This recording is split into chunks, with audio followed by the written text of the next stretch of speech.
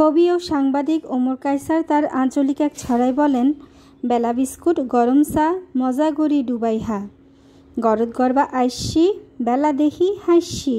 আসসালামু আলাইকুম। হ্যালো সবাইকে, আমি ফয়জিয়া চৌধুরী নতুন একটি ব্লগে জানাই স্বাগতম।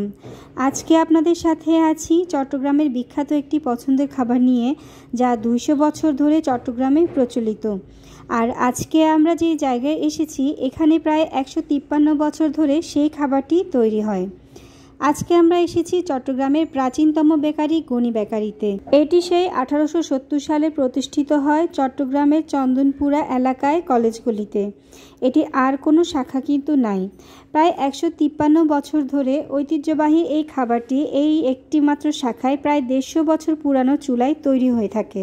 এই চুলাটিকে তন্দুর বলা হয়ে থাকে।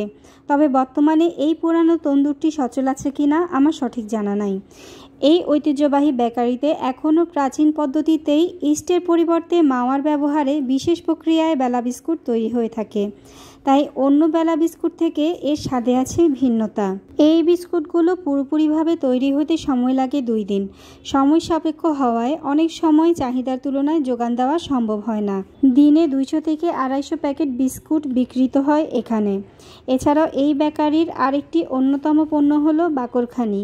এই বাকরখানি খাবারটি অনেকটা পরোটার মতো কিন্তু হালকা মিষ্টি স্বাদের হয়ে থাকে।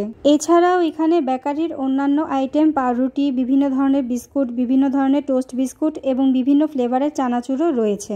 আশা করছি আজকের ব্লগটি আপনাদের ভালো লেগেছে। ভালো লাগলে লাইক, শেয়ার, কমেন্ট করে সাথে থাকার অনুরোধ রইল। ধন্যবাদ।